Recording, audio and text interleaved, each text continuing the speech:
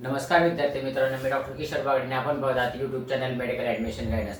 या चॅनलद्वारे medical admission संदर्भात लागणारी सर्व माहिती विद्यार्थी व पालक यांच्या गरजा लक्षात घेऊन वेळोवेळी प्रसारित केली जाते. तरी अजून हा चॅनल सबस्क्राईब करा, बेल आयकॉनवर क्लिक करा आणि आपल्या मित्रांना शेअर करा. तर मेडिकल ॲडमिशन प्रोसेसमधल्या सेकंड राऊंडचा टप्पा आता सुरू झालेला आहे. त्यात MBBS BDC सिलेक्शन लिस्ट आज लागणार आहे. हा व्हिडिओ चालू करेपर्यंत जरी अजून लागलेली नव्हती, याच्यानंतर कधीही ती लागू शकते. साधारणपणे रात्री 11-12 वाजता सुद्धा लागू शकते. आणि BAMS आणि BHMS सेकंड सिलेक्शन लिस्ट ही 4 ऑक्टोबरला लागणार आहे, आपल्या सर्वांना माहितीच आहे. तर सेकंड राऊंडची ॲडमिशन प्रोसेस कशी असते ह्या संदर्भात आज आपण बघणार आहोत. तर आजचा विषय आहे महाराष्ट्र काउन्सिलिंगमधील admission process of the second round. तर सेकंड राऊंड ॲडमिशन प्रोसेसमध्ये आपल्याला 2 भाग करता येतात. पहिला भाग काय आहे, जर ज्या विद्यार्थ्यांना पहिल्या राऊंडमध्ये कॉलेज अलॉट झालेलं आहे आणि ज्यांनी तिथं जॉईन केलेलं आहे त्यांच्यासाठी मेडिकल ॲडमिशन प्रोसेस कशी असेल. आणि दुसऱ्या भागामध्ये फर्स्ट राऊंडमध्ये ज्यांना मिळालेलंच नाहीये कुठलंही कॉलेज, त्याच्यामुळे त्यांना सेकंड राऊंडमध्ये कॉलेज मिळालेलं आहे, त्यांच्यासाठी medical admission process second round कशी असेल हे बघूया. तर पहिला भाग आपण पहिल्यांदा बघूया, ज्यांना पहिल्या राऊंडमध्ये कॉलेज मिळालेलं आहे आणि ते जॉईन झालेले आहे. तर मित्रांनो, सर्वात प्रथम म्हणजे तुम्हाला सेकंड राऊंडचा अलॉटमेंट लेटर तुम्हाला डाउनलोड करावं लागेल. डाउनलोड नंतर केले तरी चालेल, पण नंतर पहिल्यांदा काय करायचंय, तुम्ही जे पहिल्यांदा कॉलेज घेतलेलं आहे त्या कॉलेजला तुम्हाला प्रत्यक्ष जावं लागेल. विद्यार्थी लागतो, विद्यार्थी जर नसेल तर त्याचा काही उपयोग होत नाही, विद्यार्थ्याची सही लागते. विद्यार्थ्याला घेऊन पालकांनी त्यांच्या कॉलेजला जायचं जिथं पहिल्यांदा तुमचं ऍडमिशन झालेलं पहिल्या राऊंडमध्ये.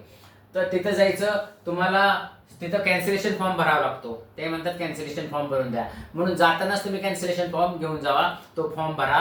तिथे जर समजा त्यांच्याकडे उपलब्ध नसेल तर तुम्हाला मानसिक त्रास होईल, कुठल्या तरी कॅफेमध्ये जाऊन तो डाउनलोड करावा लागेल. तरी तुम्ही तुमचे जे काही काउन्सिलर आहेत किंवा तुमचे जे काही वेल विशर्स आहेत किंवा तुम्ही जे याच्या कॉन्टॅक्टमध्ये आहे त्यांच्याकडून कॅन्सलेशन फॉर्म डाउनलोड करून घ्या, त्याच्यावर व्यवस्थित माहिती घ्या. तुम्ही कॉलेजमध्ये जावा, तिथं तुम्हाला कॉलेजचा सही शिक्का मिळेल आणि मग तुमचं ॲडमिशन ऑथोराईज कॅन्सलेशन होईल. आणि मग त्याच्यानंतर तुम्हाला तिथे 1,500 रुपये डिपॉझिट भरायचे.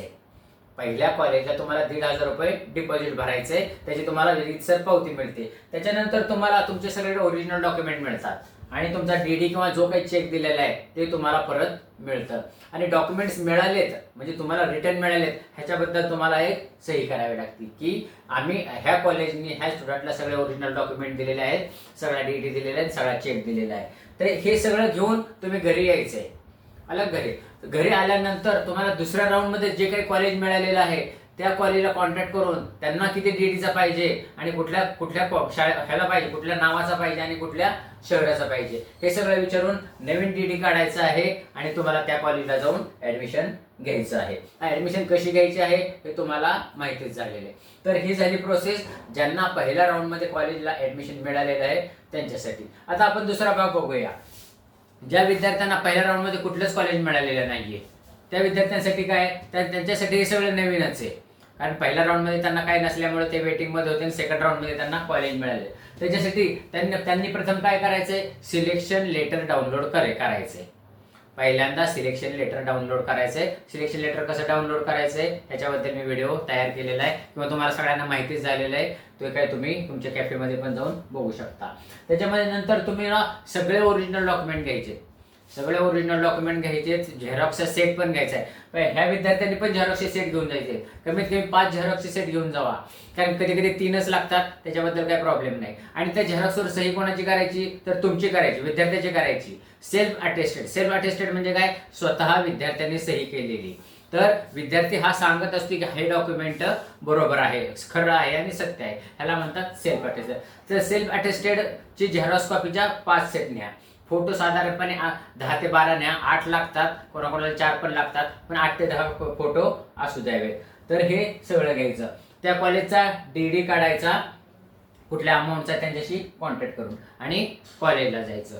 तर आता सेकंड राऊंडचे कशी प्रोसेस असते मी हे तुम्हाला सांगितलेलंच आहे.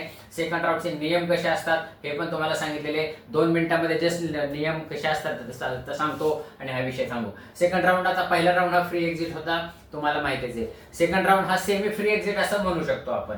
सेमी म्हणजे थोडंसं असेल.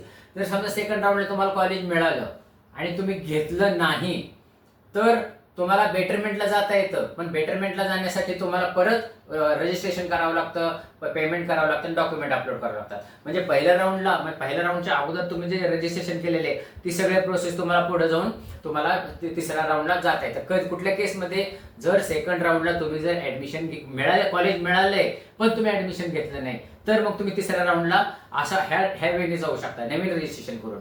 पण ज्या विद्यार्थ्यांना कॉलेज मिळालेलंच नाही ते इझिली थर्ड राऊंडला जाऊ शकतात. आणि ज्या विद्यार्थ्यांना सेकंड राऊंडला कॉलेज मिळालेलं आहे त्यांनी ते जॉईन केलेलं आहे ते पण बेटरमेंटला जाऊ शकतात तिसऱ्या राऊंडला. ह्याच्यामध्ये फक्त स्टेटस सिटेशन फॉर्म भरून द्यायचा नाही, हे मी सांगितलेलं आहे, तुम्हाला सगळ्यांनाच माहिती आहे. माहिती नसेल तर तुम्ही तुमच्या इथं योग्य त्या काउन्सिलरला विचारा किंवा माझी पाठीमागची व्हिडिओ बघा. मला वाटते की हे तुमच्या लक्षात आलं असेल की सेकंड राऊंडला ऍडमिशन प्रोसेस कशी करायची. जर समजा लक्षात आलं नसेल तर हा व्हिडिओ परत बघा, म्हणजे तुमच्या शंका निरसन होईल. या अशाच माहितीपूर्ण व्हिडिओसाठी हा चॅनल सबस्क्राईब करा, बेल आयकॉनवर क्लिक करा आणि आपल्या मित्रांना शेअर करा.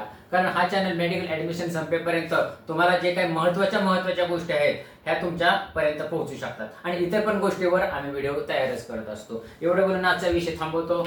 जय हिंद, जय महाराष्ट्र.